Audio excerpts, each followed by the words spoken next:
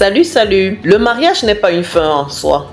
Cette phrase a détruit beaucoup de couples parce qu'elle a encouragé les conjoints, les conjointes à ne pas s'engager véritablement dans leur relation, alors que devant l'autorité civile ou devant l'autorité religieuse et même devant les familles, ils se sont engagés à aimer leur conjoint, à assurer son bien-être, à lui rester fidèles jusqu'à ce que la mort les sépare. Mais dès qu'ils se sont mis ensemble, dès qu'ils ont commencé à construire leur vie, des mauvaises langues sont venues leur dire le mariage n'est pas une fin en soi.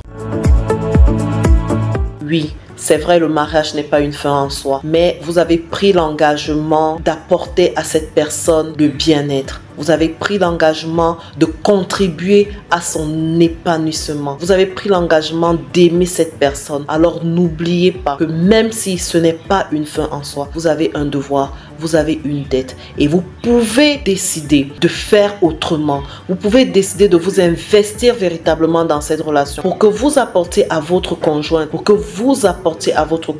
ce qui va faire que votre mariage soit différent, ce qui va faire que votre mariage impacte d'autres vies, impacte d'autres mariages et apporte à la société l'équilibre dont elle a besoin. N'oublions pas que le mariage est la première cellule de la société. Si cette cellule, si cette entité n'est pas équilibrée, nous comprenons donc pourquoi toute la société n'est pas équilibrée. Vous pouvez vous y investir. Il est encore temps de rattraper les choses. Il est encore temps de vous rappeler que toutes ces personnes qui vous disent que le mariage n'est pas une fin en soi n'étaient pas là au début de votre relation. Oui, il y a aussi, même le travail n'est pas une fin en soi. Même la religion n'est pas une fin en soi. Même les études ne sont pas une fin en soi. C'est tout ce que nous faisons dans la vie. C'est toutes ces choses qui nous composent et qui nous rendent équilibrés. Le mariage n'est peut-être pas fait pour tout le monde, mais si vous avez choisi de suivre cette institution, de suivre cette voie, alors prenez sur vous et prenez la peine de vous y investir totalement, profondément